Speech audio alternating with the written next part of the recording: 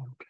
So yes, uh, it's as I was saying, it's a very humble position to be in, to accept that we cannot understand Krishna. Bhagavatam has many such examples. There's one example of Brahma. There's Brahma Vimohan Leela that comes in the 10th canto, where Brahma thinks, oh, let me see who this kid is. Everybody is saying he's the supreme, but how can a supreme be sitting in the forest and just sharing his food with other kids, playing games with them? How can that be supreme? So he steals Krishna's cows and his friends, and Krishna recreates them that very minute. He knows what Brahma is doing.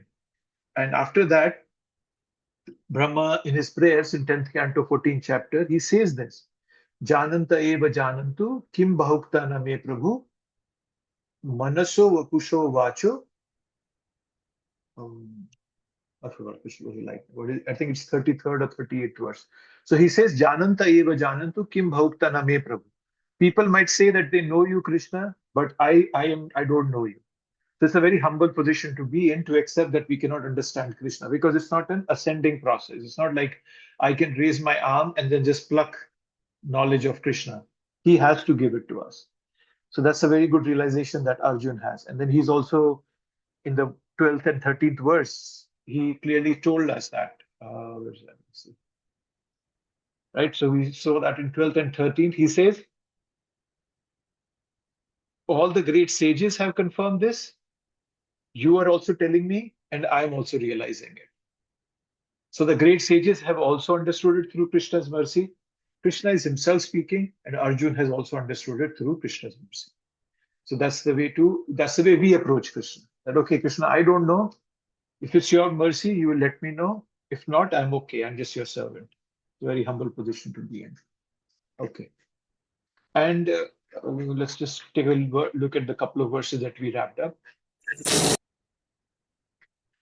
In 19, Krishna said, I will tell you about my vibhutis, but only of those which are prominent. For my opulence is limited. If Krishna doesn't want to keep going, right? He wants to wrap this up quickly. He only has a few minutes. To 45 minutes was all that he took to speak the Bhagavad Gita, and it was not a like a some detailed class. So he wanted to wrap it up quickly. So he said, only I'll tell you only limited ones.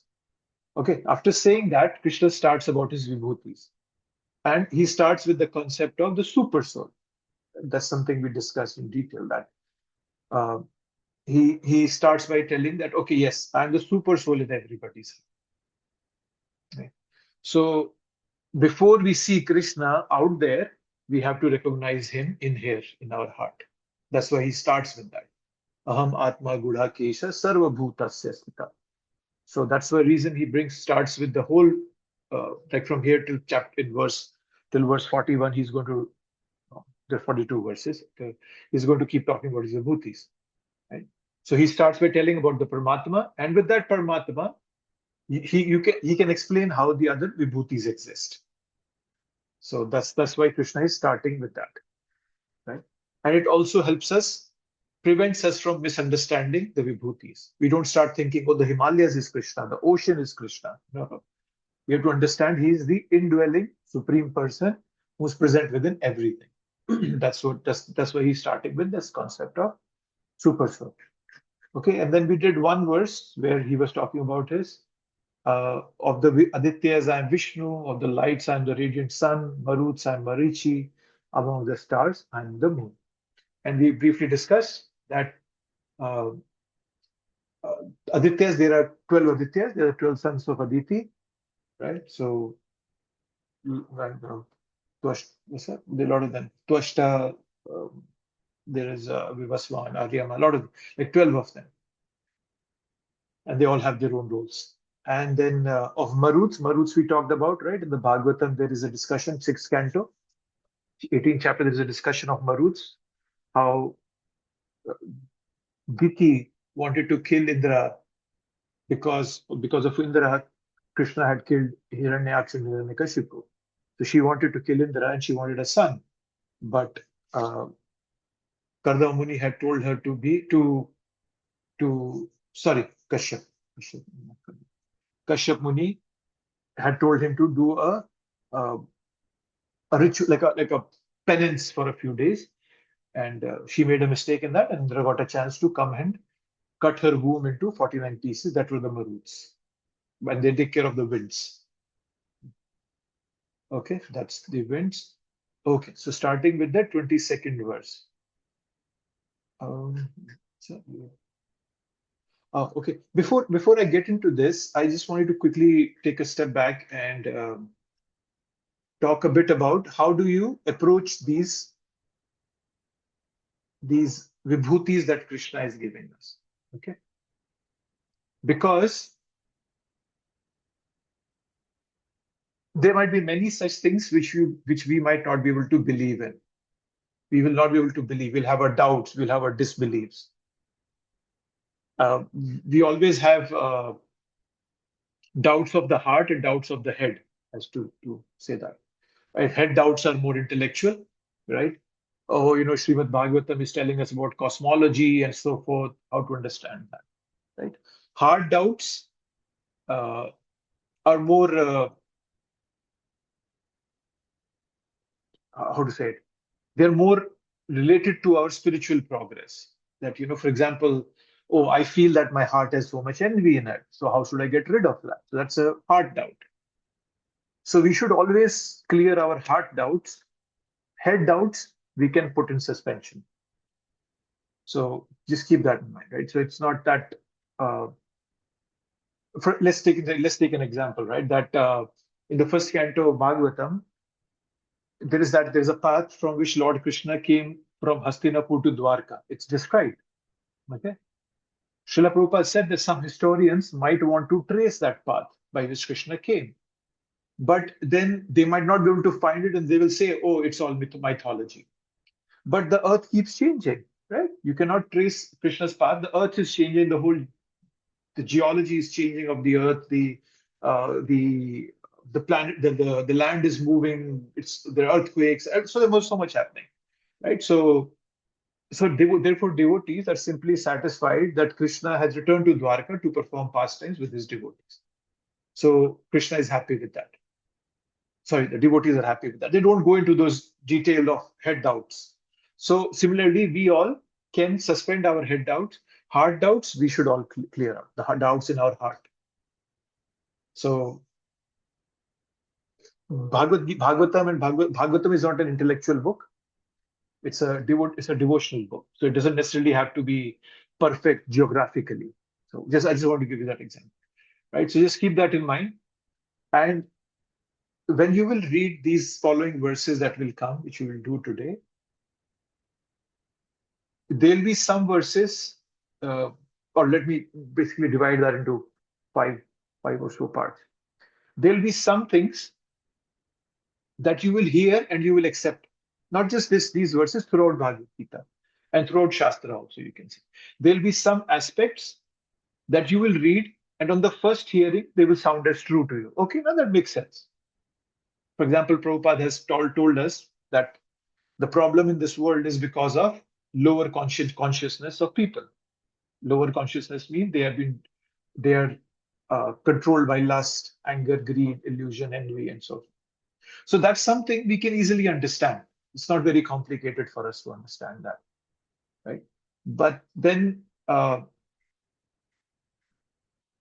might be doubts or aspects of the Shastras which can be understood after questioning and contemplation. Okay. For example, the concept of that I'm not this body, I'm a soul. We all can question it, we can think about it, we can realize it that, oh, when I was 7, my father bought me a bicycle. I don't have a 7-year-old body anymore, but I still have that feeling in my heart that how happy I was when my father got me my first bicycle. So it surely indicates that I'm more than this body. So I'm just giving an example. So there are some aspects of Krishna consciousness that we all can understand as true after questioning and contemplation. Okay. Then there are third level where you would require some practice and experience. Okay. Example of that. We are told in the Bhagavad Gita, this world is Dukhalayam Ashashvatam. However, it's not easy to understand that, especially if in a young age, like let's say people in the 20s, it might be not easy for them to realize that this world is a place of misery because they haven't yet gone through the heartbreaks in this life, the miseries. Like, for example, people lose jobs, people lose loved ones, people, you know, very close friends become enemies. And so these things break our heart. We get humiliated in this world. We get insulted by people, insulted by the ones whom we thought were our close loved ones. So all that accumulates and tells us that this place is a place of misery. So it requires some practice and experience to understand that. Okay, so that's another level of understanding, right? And there is some aspects that we'll only understand after a lifetime of service and purification. If I give you an example of that, Krishna's relationship with the gopis. Shastras tell us that is the highest form of bhakti. That's the highest love in this entire creation, spiritual material worlds. We cannot understand that easily. It requires a significant amount of purification for us to understand. Okay. And the last kind of aspect of the philosophy will be, which we will only understand after we go back to the spiritual world. We will not be able to understand that before that. For example, we are told in the Bhagavatam that all the people in Vaikuntha look same. They're similar. They look exactly like Vishnu, except that Vishnu has the Kaustubh jewel. And then the question comes, how do they identify each other? We will never be able to understand that. We'll only understand that after we go back to Goloka, after we go back to the spiritual world. So these, again, I'll just repeat those. The first aspect, which will be true on the first hearing. Second aspect, that will be understood after questioning and contemplation. Third aspect, which will be understood only after practice and experience. Fourth aspect, which will only be understood after lifetime of service and purification. Right? And then the last one is, which will only be understood after we go back home, back to the spiritual world. The reason I'm talking in detail about this is because you will read many things in this chapter and in Bhagavatam also. I'm not just specifically talking about this one, where you will not be able to connect with that, what is being told to you. For example, I read a section where Prabhupada says that cow killing is the reason why there are so many wars in this world.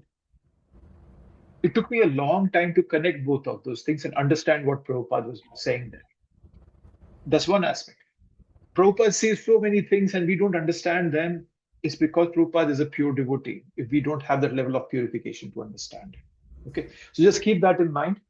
And just give me a second. I thought I had a slide somewhere. Did I have a slide? Well, one question can I ask? Yes, Prabhu, tell me. Prabhu, firstly, apologize for coming like a few minutes late. We had something. Prabhu, you talked about heart doubt and the head doubt, right? Yeah. To me, like, I don't know how to differentiate those two together, because to me, like, as a Krishna consciousness, in Krishna consciousness, what we are supposed to do is like, don't listen to any internal voices, right? I mean, if you feel good about something with Krishna related, okay, that's a good voice. Probably it's a heart voice. Just keep going through it, right? Any other voice has to be discarded. So, how do you differentiate, like, what kind of voice it is? Because anything that's like not in Krishna consciousness is like a head voice, and everything that's in Krishna consciousness is a heart voice, or No, what? Prabhu, I didn't mean that way. Head, when I said the head is head voice, or you can say whatever what you were talking. Head doubt. Head. Yeah, doubt. Yeah. Doubts in your head will be more intellectual in nature, Prabhu.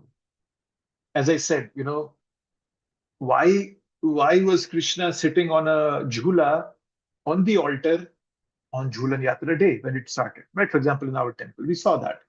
So that's an intellectual doubt. Cosmology, fifth canto, will be an intellectual doubt. Yeah, I have read Bhagavatam a couple of times and I haven't understood that. So those are intellectual doubts. Your heartfelt doubts come more from your practice and realization.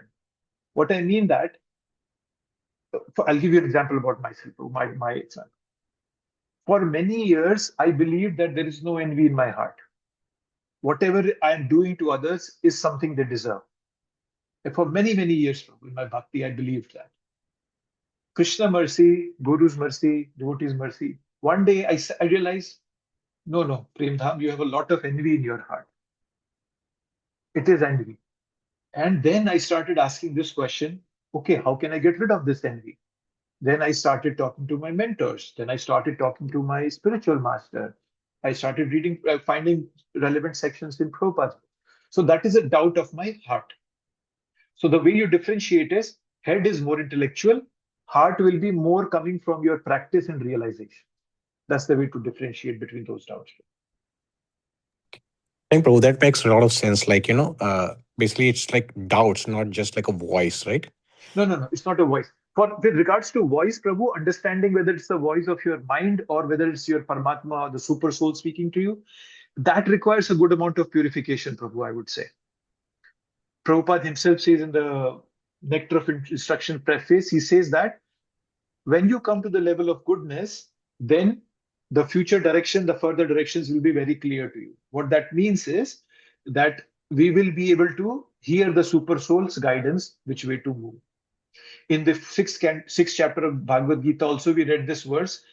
What was that? Jitatmana prashantasya paramatma samahita. In the sixth chapter, I forgot the verse number.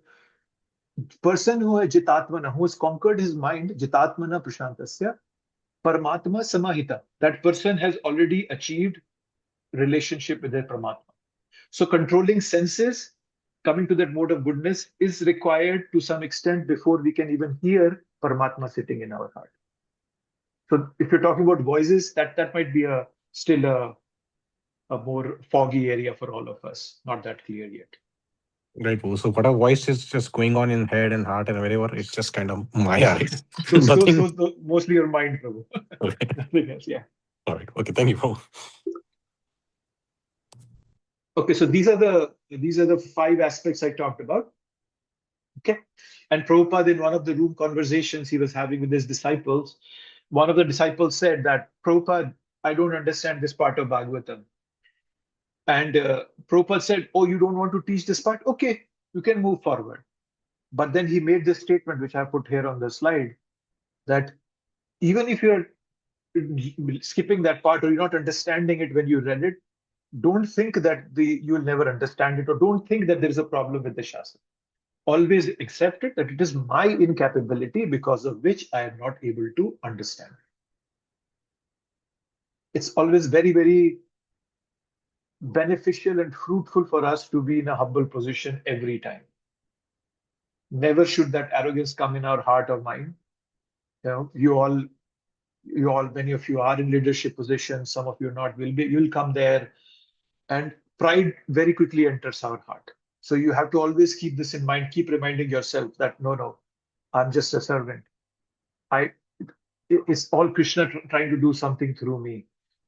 Some people are angry on me. Some people are envious of me. Some people, humiliate me, insult me on my face. No, it's all my incapability. I have to figure out what's going on here. All these are just instruments of my own karma. So that's a very good position to be in. Okay. I'll move on to the verses. I just wanted to see if any comments, thoughts here before I move forward. These all 5 aspects are hopefully clear to all of you. This is it. Okay, all clear. Let's just go back to our verses. Okay, so now let's start with 22. This is 22. Of the Vedas, I am the Samved. Of the demigods, I am Indra, the king of heaven. Of senses, I am the mind. And in the living beings, I am the living force, which is the consciousness. So this is 10:22. Krishna is starting to talk more about his vibhutis. So, Samved. So why is he saying, Krishna is saying that he's Samved? So just to give you overview. They have it here. Yeah, you said that.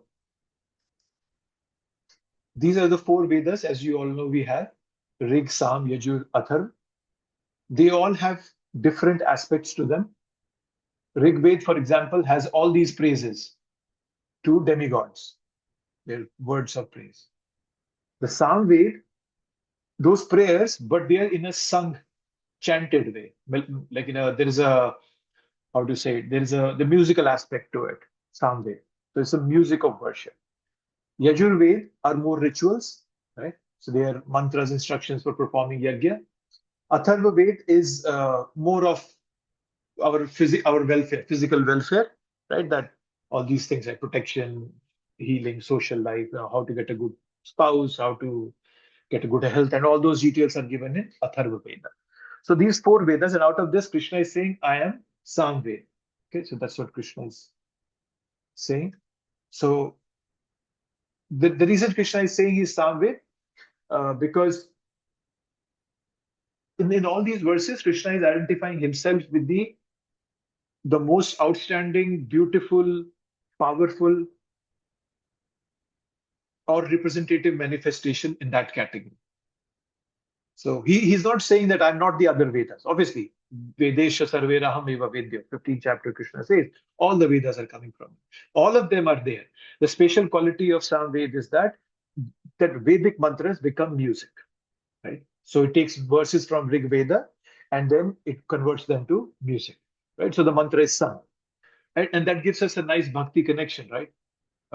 That's why we sing. There is always kirtan there. So knowledge of God reaches a, a particularly beautiful expression when it becomes glorification through sound and melody. That's right. So that's why he's saying, I am the Samve.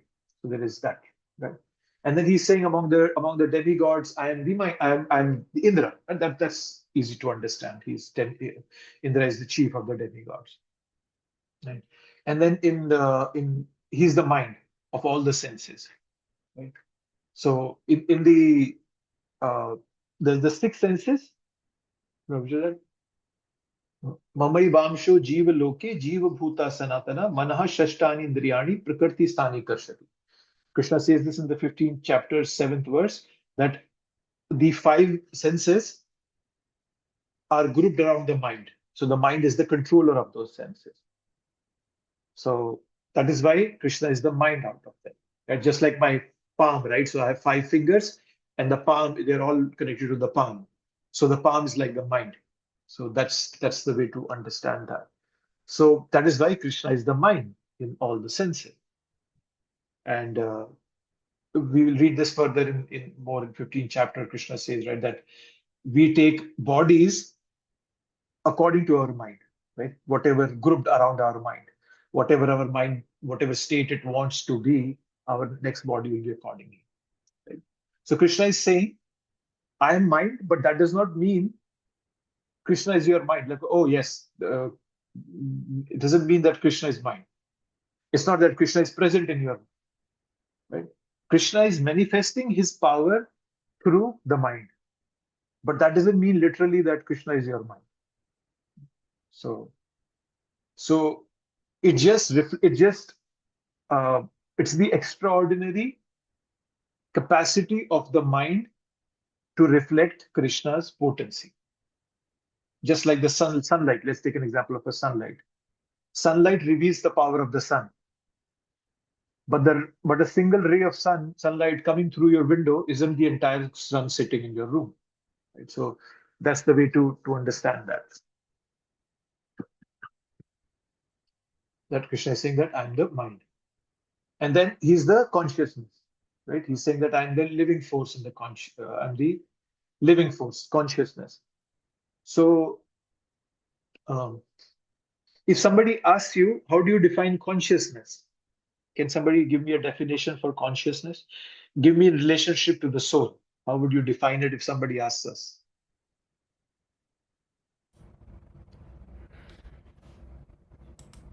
If your soul is in the body, you are aware, you have the awareness.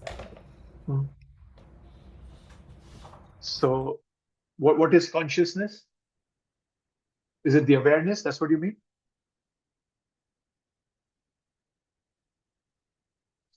I can't hear you. Yeah. Yes, okay. You're saying that the consciousness is the awareness. Yes. Okay. Anybody else? Any more thoughts? What is consciousness? What do you mean? So What do you mean by consciousness? consciousness is the property of soul. Consciousness is the property of the soul. Can you elaborate on that? Like, let's say, ice. Coolness is the property of ice, or heat is the property of fire. So consciousness is the property of the soul. Characteristics of feature. Okay. Yeah, that's a very good point. Yes. Good Anybody else? point. Consciousness is like the effect of the soul, so soul is the cause and consciousness is the effect. Yeah, that's a good point. Also, Yeah. also like the Krishna says, right? Soul is achintaya. So soul is something you can't like put into definition, but consciousness is like something you can experience. There's a definition around it. So yes, there's a very beautiful purport. I think in the second canto, I don't remember which verse, 14th verse, I think. Prabhupada says the soul is conscious and consciousness.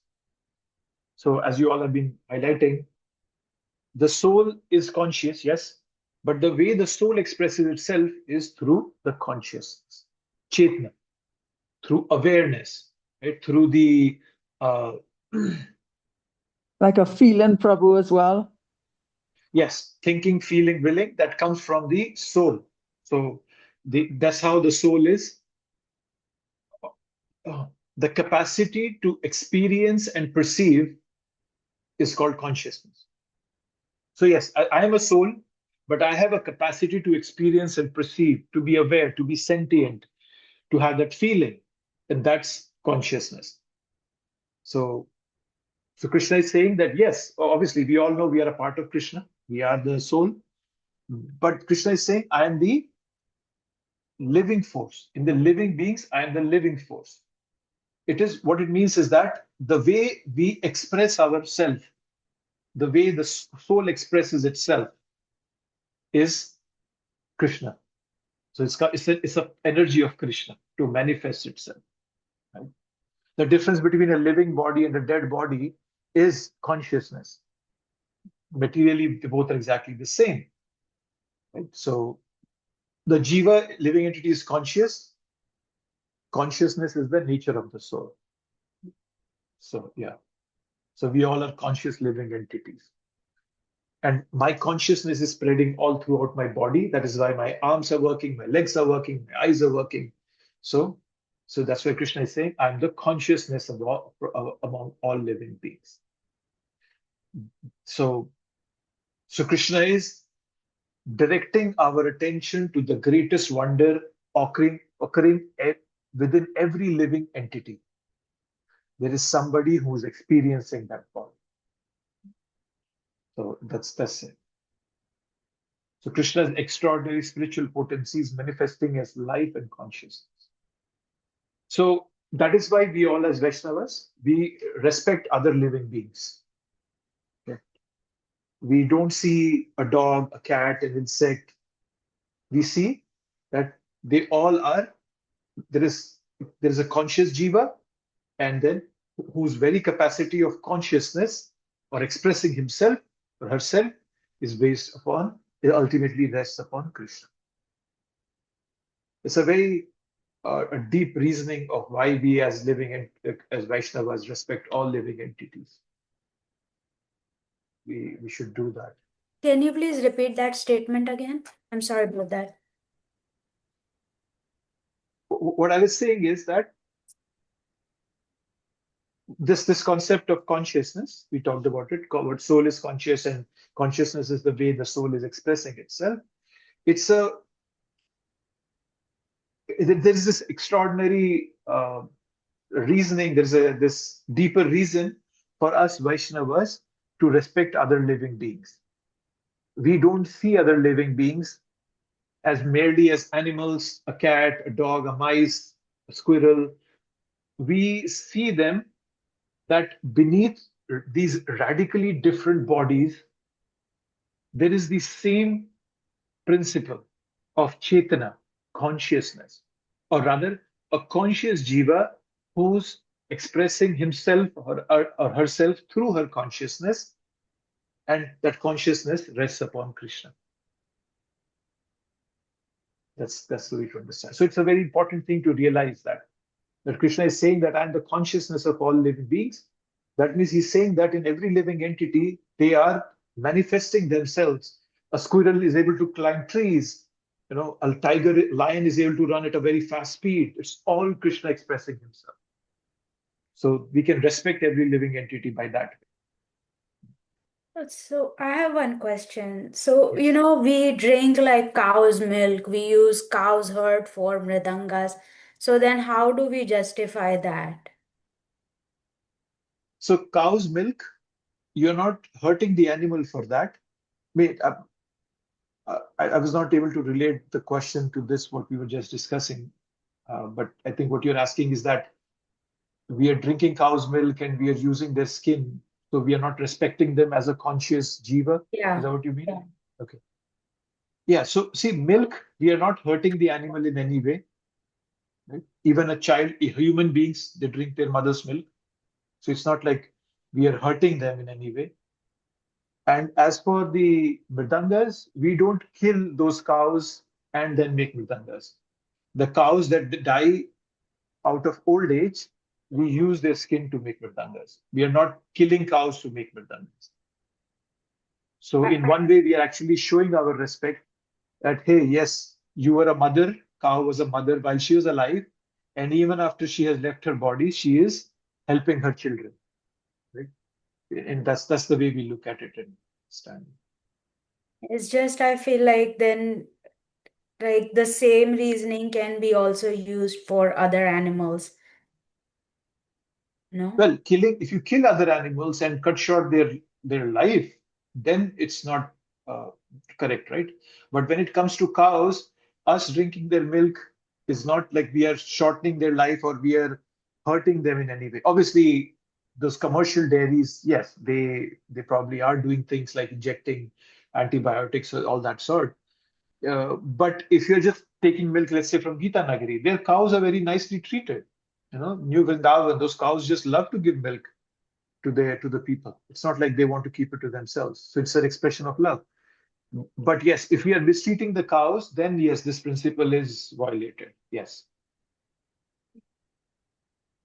Did that make sense? I don't know if that was something you were asking. Yeah, so just to clear this, so maybe we can use like some other animal, like let's say like goat's milk or goat's skin for mridanga, as long as they are not hurt. Correct? Hurt, yes. So let's say, as I said, cows, we don't kill cows to make mridangas. Yeah.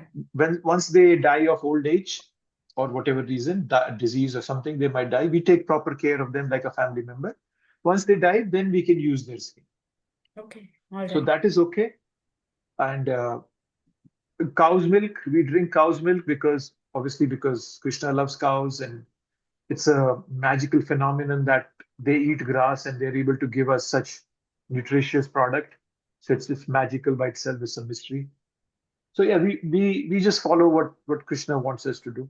So he loves cow. His name is Govinda, Gopala. So we also love cows, drink milk. And Krishna himself drinks cow's milk. He eats butter.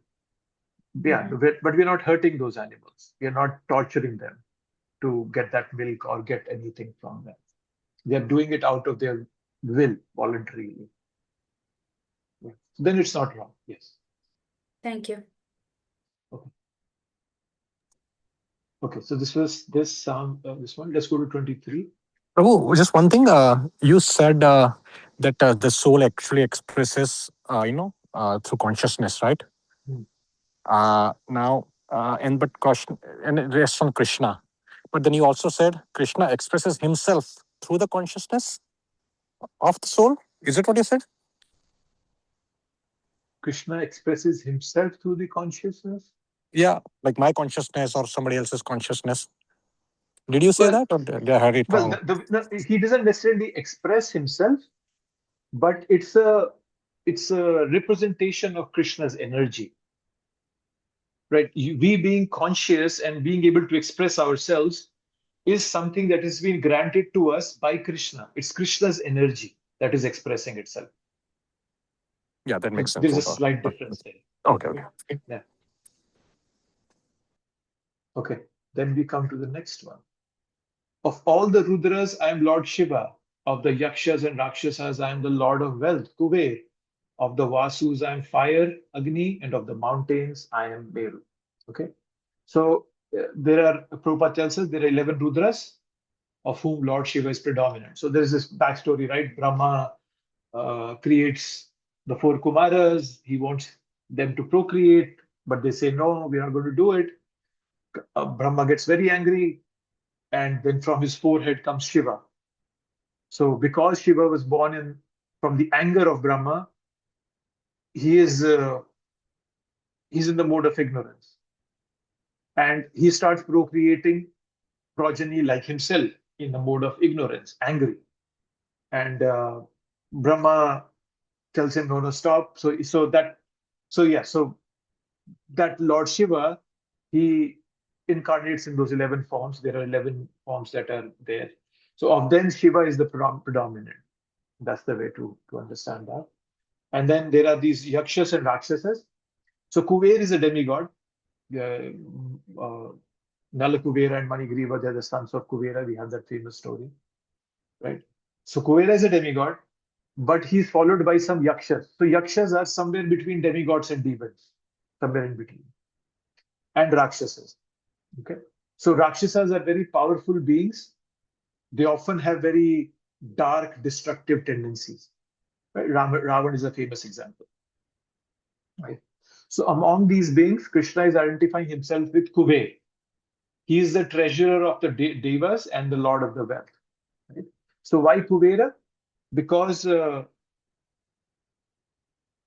this category that Krishna is highlighting here is somebody who has extraordinary material power and wealth. So in that category, Kuber represents the pinnacle of opulence. So that's the way to understand that. That's right. So Krishna does not mean he's the best of them. Yes, he's saying that, oh, I'm this and that. He's just saying that this person represents that. So that's what Krishna is doing here. Vasus and fire. So Vasus, there are 8 important Vasus. There are 8 Devtas, right? They're like fire, air, so on. So of them, Agni is the Krishna is saying, I am that, right? And fire has some very remarkable properties. As we know, it illuminates, it gives us heat. Fire can transform. If you put an impure piece of gold in it, it can make it pure. It purifies. So all these makes Agni a very wonderful image for spiritual life as well. In the 4th chapter, Krishna uses that phrase, Jnanagni Sarva Karmani. Jnana Agni, the fire of knowledge, burns reactions to karma. Jnanagni Sarva Karmani, Bhasma Sat Kurute Tatha. So the fire is a very important principle, as you would say. He's the Vasa. Okay. And then Krishna says, of mountains, I'm Meru. Okay. Now, Meru, I'll just give you some explanation. Some of you might already know this. Meru Mount Meru is the center of the universe. If we read the Vedic cosmology, the 5th canto, Mount Meru is like a cone and is situated in the center of the Bhumandala, and on top of it is Brahma's city. Okay, and so that's Mount Meru. Okay? So it's a big mountain in the middle, right? So that's the way to understand it. So what Krishna is highlighting in these verses, don't see greatness independent of me. When you encounter tremendous power, you remember me. When you encounter somebody who's extraordinarily rich, remember me. When you encounter extraordinary energy, remember me. And when you encounter something that is overwhelmingly majestic, remember me. The objects that are being referred to here might not necessarily be Krishna himself in his complete personal form. It is just a tiny display of his unlimited opulence. Krishna says that in the 41st verse of this chapter when we reach there. Mama amsha iti sambhava, that a part of it, because of a tiny part of it, I make it. Mama tejo amsa sambhava. So that's the way we look at all these. Okay. Next one. Of priests, O Arjun, know me to be the chief Brahaspati. Of generals, I am Kartikeya, and of the bodies of water, I am the ocean. So Brahaspati, as we know, is the chief of the demigods, right? He's Indra's priest. And in the 6th canto, Bhagavatam, we see that how at one point when Indra forgets to respect Brahaspati, Brahaspati gets angry, and because of that, the demigods lose to the demons. Okay, and then Brahma tells them to go to Tvashta, and the son of Tvashta is Vishwarupa, and the Vishwarupa becomes the priest for the demigods. So there is a story there. So he's somebody of an extraordinary power, Brahaspati. Okay? So that's what he's saying. I am chief Brahaspati. Of generals, I am Kartikeya. So Kartikeya, as we know, is the son of Lord Shiva and Parvati. And in the 3rd canto, there is a mention that he was born as Samba, who's the son of Jambati from Krishna. And there's also a story in 10th canto of Muchkunda, who gets a boon from Kartikeya, that anybody who wakens him will be burned to death. So we see Kartikeya in Bhagavatam also. Right? And then, so he's the general of the demigods. So kind of, there is this people, the extremely influential, formidable administrators of the cosmos, very powerful demigods. So he is the general, army general of those. So that's why he's there. And he's saying bodies of water and the ocean. Krishna is saying that. So the ocean represents depth, steadiness, right? So there is this verse in the 2nd chapter, Krishna uses this concept of ocean. Apuryamanam achalam pratishtham samudra mapa pravishanti yadva. 2nd chapter, he uses that. So as all the rivers enter the ocean still remains steady and undisturbed. So Krishna is saying that, okay, yes. So ocean is giving us a very good way of remembering spiritual truths. That ocean is undisturbed, it is steady, it has depth to it. And then in this verse, 10th canto, 10th chapter, we are being told that the ocean has Krishna's immensity and greatness. That's what we are being told here. So Prabhupada is telling us, these representation of Krishna only gives us hints of his greatness. So these are all his greatness. Prabhu, I have a question. What was Brahaspati in charge of as a demigod? Brahaspati is the priest of the demigods. Priest of demigod. Yes, he's the priest of the demigods, and he helps them to win over the demons. He prays for them, does yagyas for them. And once when Indra offends him, Indra loses against the demons. So that shows the value of that priest of the demigods. Well, of demigods, Brahman was born first, and priest is born after Brahman. Mm-hmm. So I didn't get your question. No, I'm just curious. Yes, Brahma comes first. From him come all the demigods. Yeah. From him comes Brahaspati, come all of them. Yes. And Brahaspati is the priest of those demigods. Okay. Don't consider these as, okay, these guys are the strongest, nobody's beyond them. Krishna is just giving a highlight that, hey, do you know Brahaspati? He is the chief priest of these very strong, powerful demigods who are managing this entire cosmos. He's representing me. So Krishna is just giving us a snapshot of his opulence, his magnanimity all over the world. Right? So that's what Sri Krishna is doing. That's the more of a focus rather than pointing out that, oh, he's the best of the priests in creation. That's not the goal here Krishna is doing.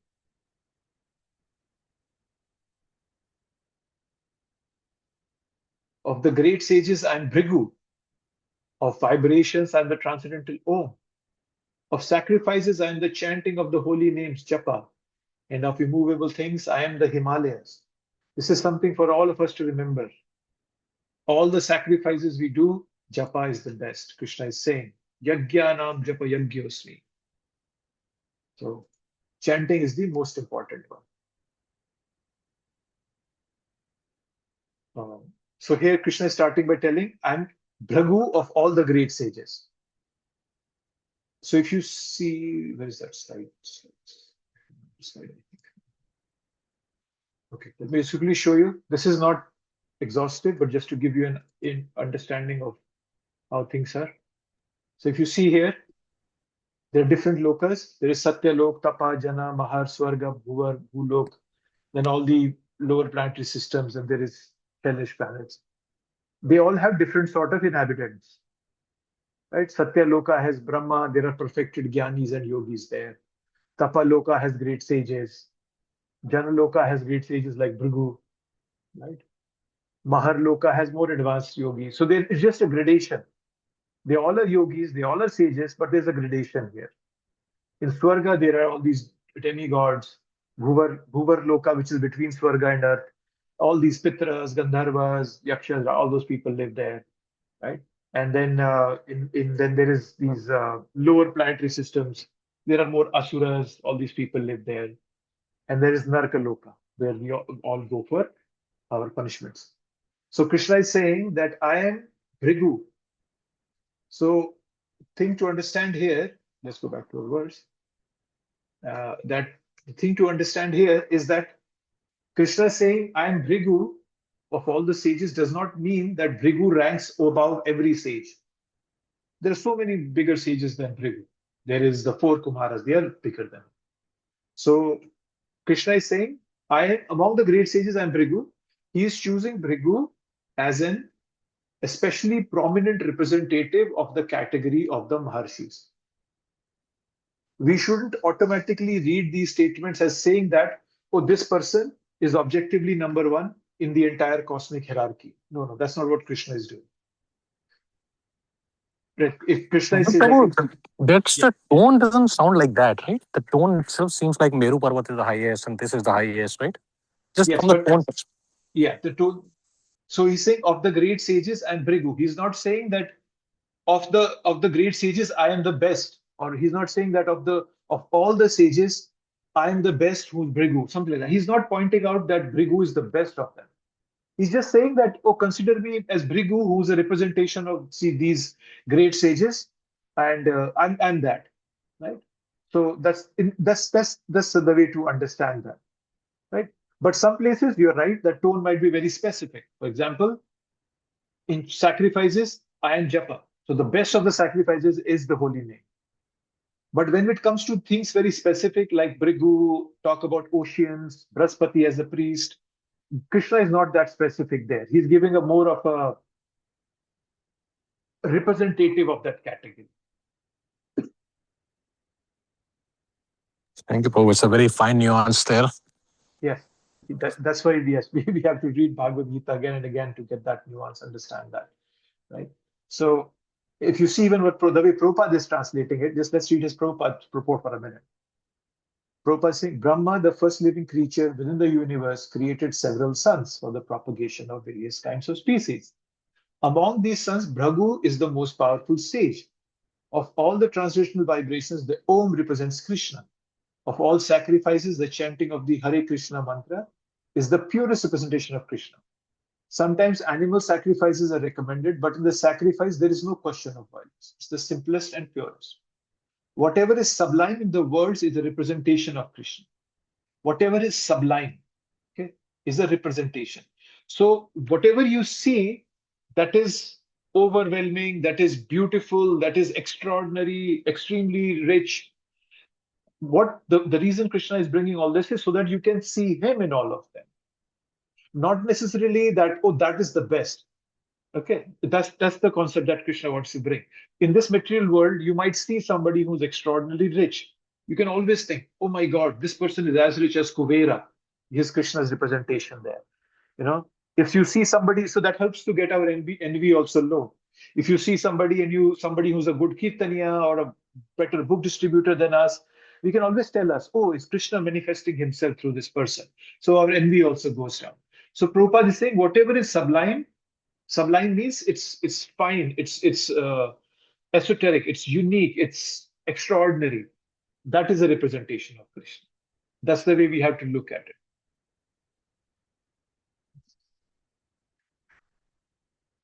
Okay, so that is that. And then Krishna is saying, of the immovable things, I am the Himalayas. So earlier it was Mount Meru, now it is the Himalayas. Right? So Krishna is not giving us a cosmic top 10 list.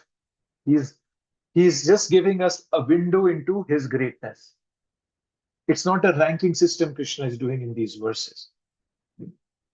So that's just something to keep in mind. Somewhere, as I said, somewhere he's very specific. Okay, that like he's saying, of all the sacrifices and the chanting of the holy names. So of all the vibrations and the transcendental Om. Right? So some places he is, but some places he's also giving us a glimpse into his greatness, not necessarily trying to give an absolute ranking. Okay. Let's go to the next. Of all the trees, I am the banyan tree. Of the sages among the demigods, I am Narad. Of the Gandharvas, I am Chitratha. And among perfected beings, I am the sage Kapila. Like, for example, here you can see, he's saying, among perfected beings, I am Kapila. But there are other perfected beings also. Arjun was a perfected being. Practically he's listening to Krishna. And so he could have been one of the perfected beings. But he's bringing Kapila more as a representative. Similarly, there are so many sages among demigods, but he's bringing out Narad Muni there. There are so many other trees that we worship. It's not banyan tree. There are other trees that Tulsi is Tulsi is not a tree, it's a plant. But yeah, but he's bringing out that, oh, out of the trees I am banyan tree. Then there are many famous Gandharvas, but he's bringing out Chitratha. So he's just giving you a glimpse of, they're not, it's like that, okay, these all they have these extraordinary qualities associated with them. And you see me as expressing through these people their extraordinary qualities. That's the way we have to understand. So Ashwatha, the tree is Krishna. He's saying Ashwatha, banyan tree. So he's saying it's me, right? And we see we respect banyan tree. We go around that tree, we show respect, we tie threads to it. So it's a kind of a sattvic tree. Trees are also sattvic, tamasic, so forth. All the trees they have which are like trees like poison ivy or something like that, or those plants, they are tamasic. They're meant to hurt us. So Narad is being talked about, right? So okay. And Chitratha, we know the story of Chitratha. Chitratha was when the Pandavas were sent to Vanvas, they were exiled.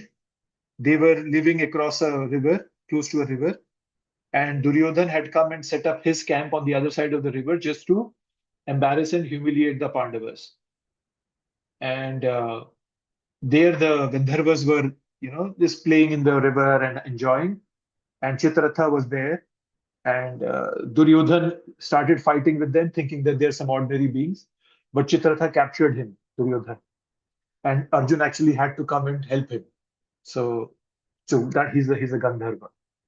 He's a famous Gandharva. Okay.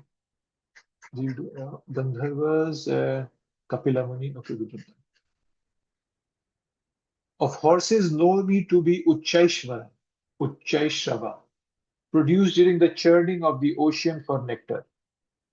Of the lordly elephants, I am Eravat, and among men, I am the monarch. Okay. Who can tell me what was the first thing to come out from the churning of the ocean? Poison. Yes, what was the poison called? Anybody remembers the name? Halahal. That sounded a bit doubtful. Are you answering or doubting? I think it was halahal vish. It was Halahal. Yes, that's the name. Halahal. And when it came out, all the demigods and they looked up to Shiva to drink it. That's why Shiva is called Neelkant, because he drank it and the poison came and he stopped it in his throat. And that was a gesture of selflessness, and he's glorified because of that in the Srimad Bhagavatam. Tapyante lok tapena sadhavo preyaso jana param aradhanam tadhi purushas akhilatmana.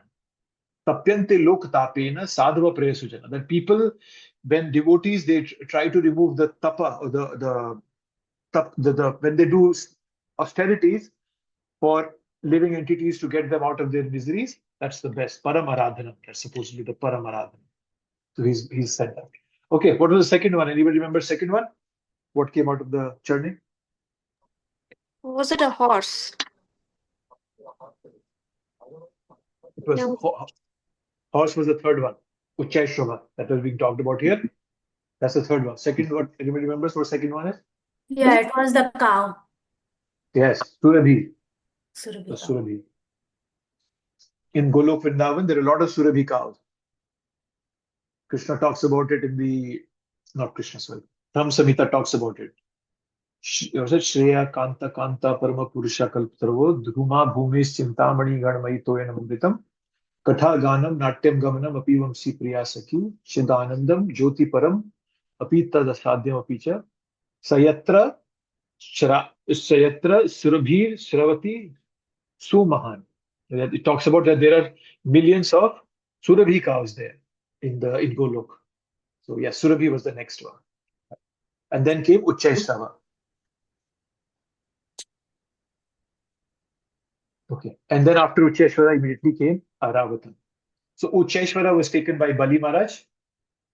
Prabhupada didn't talk about it yet. Yeah, Bali Maharaj wanted him, so Uchchaishvara went to Bali Maharaj. Airavata went to Indra. So, and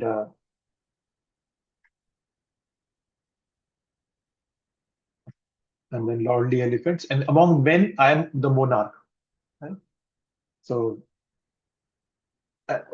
yes, in human beings, he is the monarch, he is the king.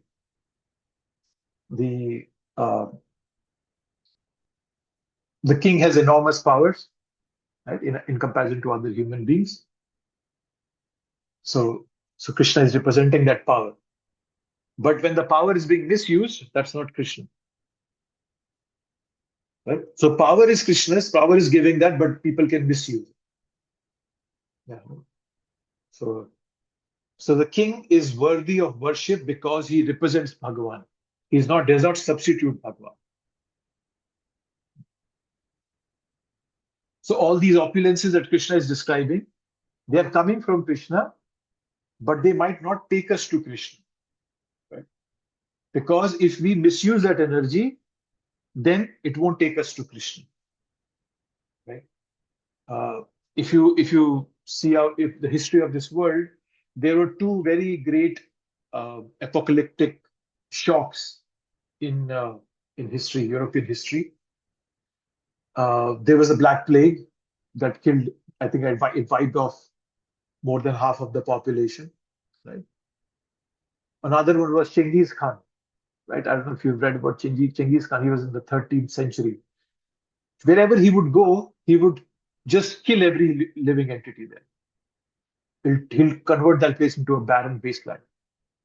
So by past karma, he was given immense power, but he chose to misuse that power. Right? So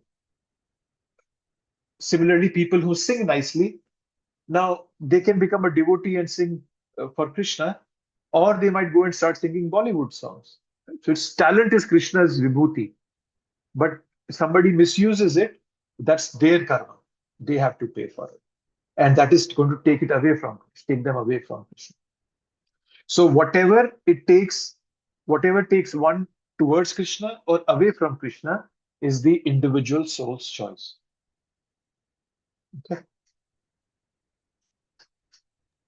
About this Samudra Manthan thing, I read a alternative, like also version, like which says like, it's also kind of signifies, the bhakti process. So essentially, when you start, right, bhakti process, they're like the bad qualities and the good qualities, fighting with each other on either side of that Vasuki Nag. Hmm. And, when you churn your mind, that's when like, all the bad qualities come out first, Anartha Nivatti. And that's why the Yeah. poison comes out first. And only after the full process, at the end of the process, then the Amrit or the Krishna consciousness comes out. So Yes. that's also one particular interpretation I read somewhere. Yeah, that's a good interpretation, Ru. And I think I mentioned this in one of the earlier discussions. For every thing that you read in Shastras, we can understand it at three levels. One is a literal level. For example, this manthan actually happened, right? We can look at it from a didactic, that there is a learning experience here for me. The learning experience is, let's say one example is, Lord Shiva drinking that poison, and and then the Lord Vishnu and the demigods praising him. So that's his learning for us, that we should also try to help others. And the third level is metaphorical, which you are referring to. Yes, we can look at this manthan as a metaphorical perspective also. So yes, you can look at any story or any situation being described in the Shastras at these three levels. So it's okay. Yeah. 28.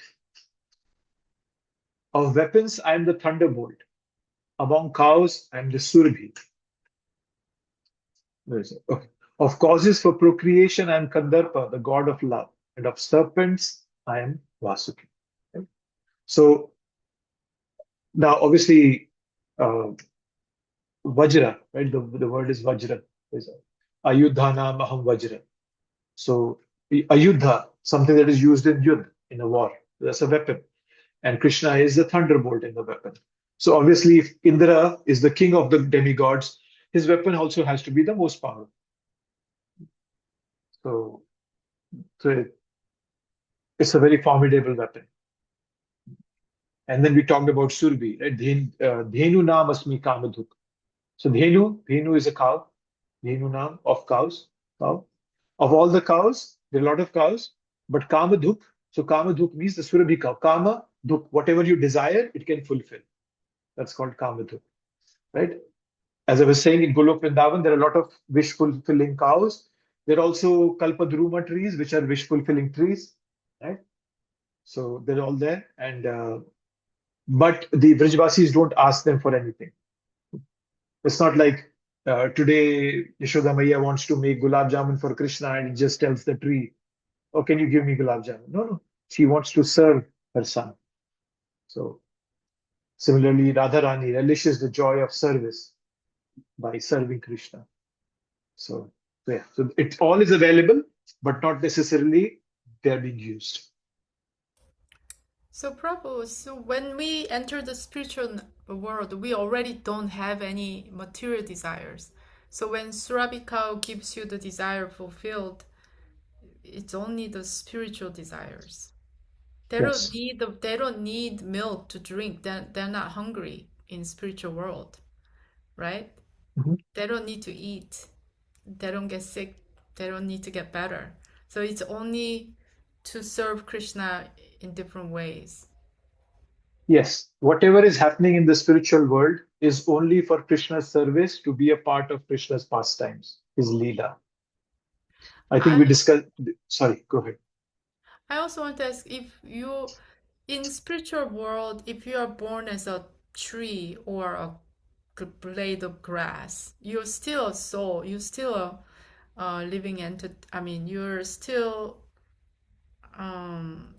serving there. I don't know how to put it. Like every being in spiritual world has a spiritual body. Hmm. So you just mentioned that they all look the same. Oh no, that I was talking about Vaikuntha, not Vaikuntha. Goloka. In Vaikuntha, it is said that every human being has the same body as Bhagavan, as Vishnu. They look exactly like him. Mhm. But Not in in Goloka. they look different. Yeah, Goloka, they all are different. Yes. Yeah. And If you then see, there's a picture of which one of Prabhupada's disciples painted of Vaikuntha. They all of them have this blue body in Vaikuntha. They all look the same. But yeah, in Goloka, they have different forms and bodies. Mhm.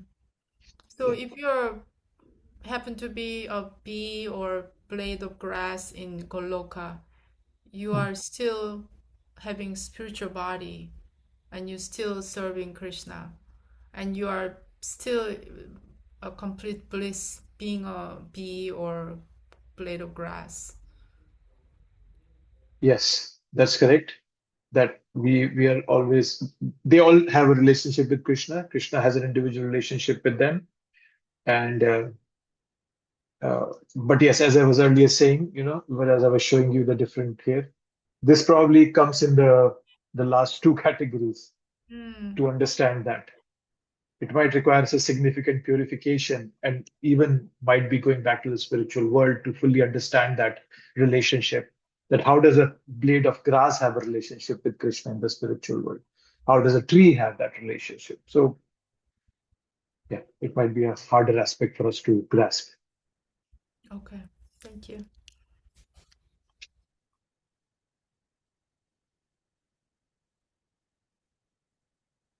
Okay, Kandarpa is the god of love, right? And he attracts people to each other. He has a flower arrow, right? You might have seen in some movies they show that. So he induces love. But then Krishna also says that not all this calm or desires are wrong. We read this in the seventh chapter, right? What is it? Balam balvatam chaham kamaraga vivarjita dharma viruddho bhuteshu kamo asmi bhartarshava. That I am the uh, the physical relationship, the sexual relationship, which is meant to bring Krishna conscious progeny into the world. That is me. But if you're just it's for physical pleasure, that's not me. So Krishna is saying that causes of procreation and the god of love. But that procreation is not just for physical pleasure. The procreation is more to bring children as gifts of God, of Krishna. So that's the way to understand it. And Vasuki, we all know, the Vasuki was the serpent who was being used when the ocean was being churned. So,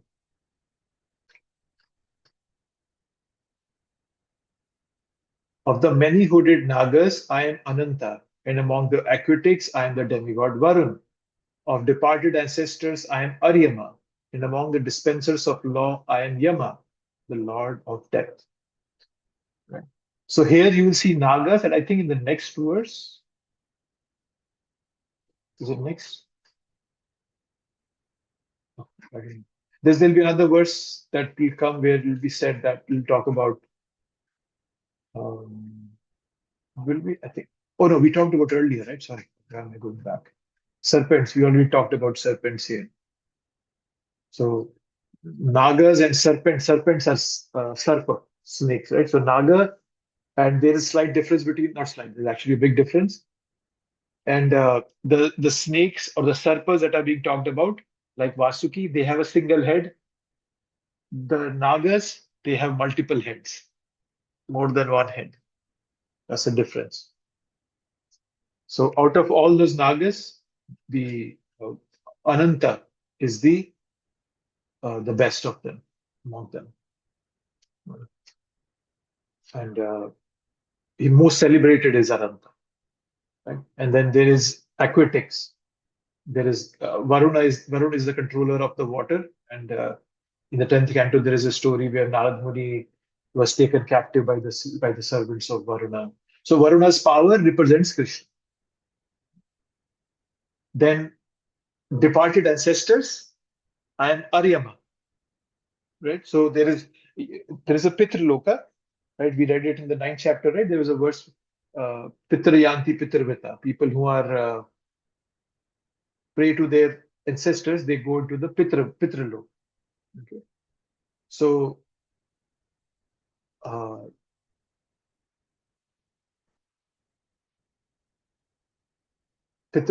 just trying to, so there's a verse in Bhagavatam where Prabhupada explains it.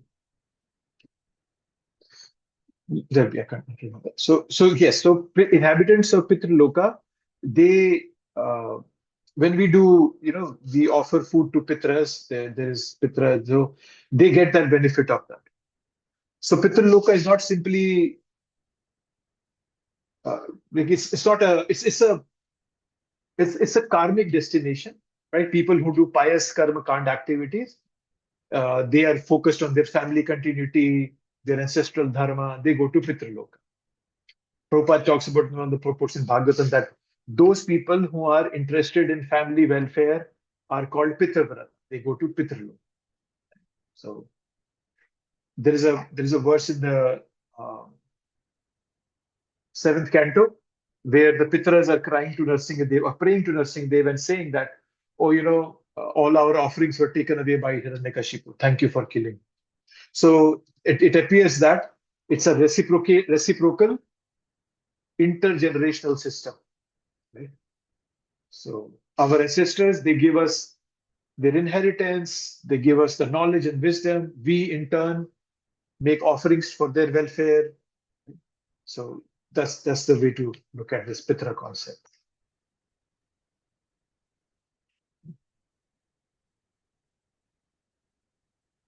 And among the dispensers of law, I am Yama, the Lord of Death.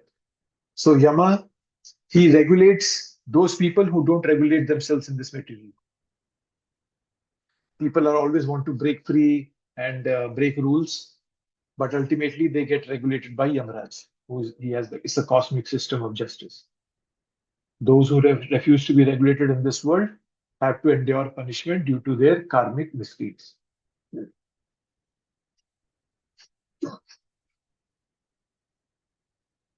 Okay. Among the Daitya demons, I am the devoted Prahlad. Among subduers, I am time. Among beasts, I am the lion. And among birds, I am the Garuda. So, as we have taught, right, there are Daityas and there are Adityas. Both the sons of Kashyap through Diti and Aditi. Okay? So, sons of Aditi are godly. Sons of Diti are called they're ungodly. They are Daityas. So, and both are wives of Kashyapa Muni. So among Daityas, a very special person is Prahlad Maharaj. He didn't have physical power, but he had spiritual power. And he got more power than his father just by sticking to his godly conduct. Okay. Then among subduers, I am time. Again, people may refuse to be subdued, but when the time comes, when they are about to leave their body, or even when time comes, we start getting old, our once shiny faces become dull, our flawless skin becomes shriveled, our strong people become weak, healthy persons become sickly, and active people become passive. So time, nobody can resist time. Right? There can be many conquerors, but eventually everybody is subdued by time. So that's what it is. You all must have heard the story of this guy, right? His name is Brian Johnson. I don't know if I mentioned it here. Brian Johnson was at one point saying that I'm going to be the first person to remain alive forever. And he's a billionaire, so he had many doctors the whole time telling him what to eat, what not to eat, how much to exercise, what proteins to take, and everything. And at one point, he was supposedly the healthiest person alive. He's 45 years old, but doctors told that he has a heart of an 18-year-old. But recently, he came to know that he has a autoimmune disease, which is where his own body is eating up his gastric lining. So a point will come when he'll not be able to eat anything because his stomach cannot digest it, will not have a lining, so it will hurt him. So he's ready to die anytime, the next few years he'll be dead. So time, you cannot conquer it. Eventually you will be taken over. So among beasts, I am the lion. Okay. So the word for is Mriganam Mrigendraham. So it's very interesting. Sanskrit is an interesting word, language. The word Mriga, many of us might know that the word Mriga also refers to a deer. But in a broader sense, the word Mriga is beasts, animals. Okay, that's it. The word Ga means to go. The English word go comes from Ga. So Ga, when you add, so like for example, Khaga. So Khaga means one who goes in the sky. That's a bird. Naga means who does not go anywhere. Naga, no going. Immobile things like the trees. Naga is tree. Similarly, Mriga is a beast who goes. So there's a beast, or an animal.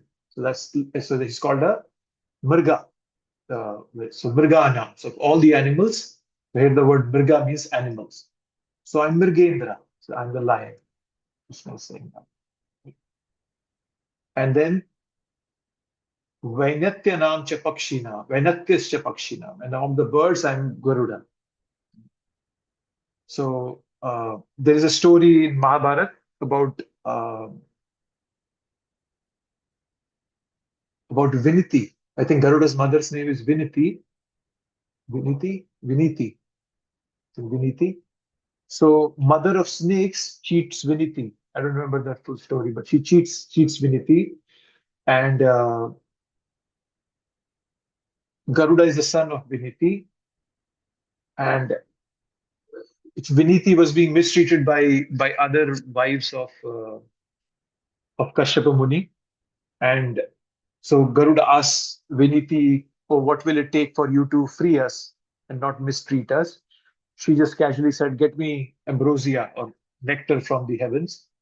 So he goes to the heavens, and he pleases Indra there and gets that. But he's an enemy of the snakes, right? That's what we know. That's the Garuda.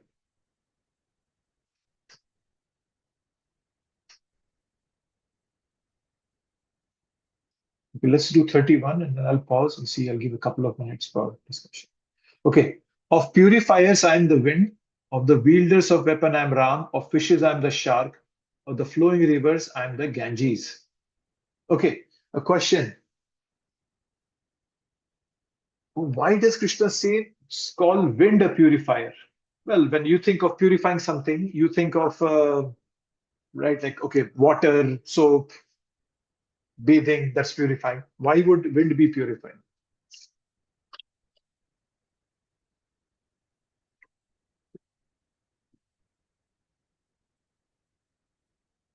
Anybody? Hare Krishna, Prabhuji. Yes, Prabhuji, even for example, some place if there is a, a smell or something which gets purified if there is a wind, right? So Yeah, that's correct. Yes. If you see the Because word, it's moving, right? The wind sorry? is constantly moving. Yeah, So, yeah. that's correct. Yes. So the word for wind is Krishna using here is pavana. So pavan, right? So pavan is wind. If you see the word power, there is power here, and there's also power in purifier. So that the root word is power. So the word power means, or it's also in pavitra. All of them have that word power in there. So the word power is indication of purification. So yes. So wind is purifying because, yes, as we just said, talked about, that if there is a stale room, there is some foul smell coming, you just open the windows and that wind goes away and the wind takes that away. That's why Krishna is saying, I'm the purifier. Then of the wielders of weapon, I'm Ram. So Shastra Vritam is the word Krishna is using. Shastra, bearer, the wielder of weapon. So that's Lord Ram.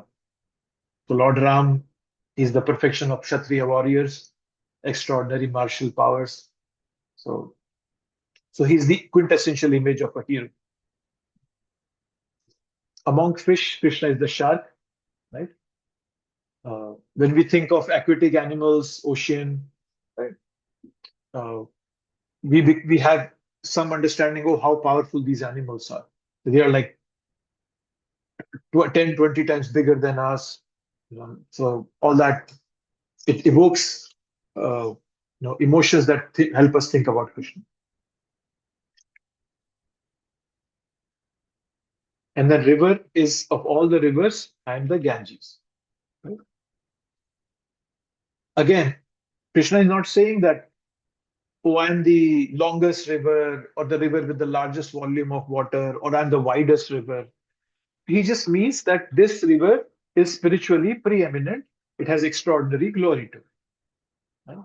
So Ganga is being singled out as a preeminent representative among all the flowing rivers. And as we know, Ganga, right?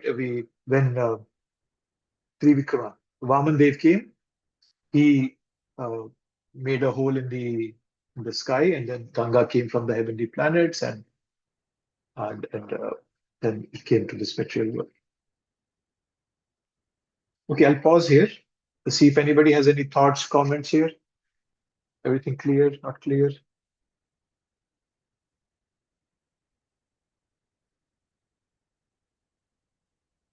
Okay, all clear. That's good. Okay, I have to. Oh, wait.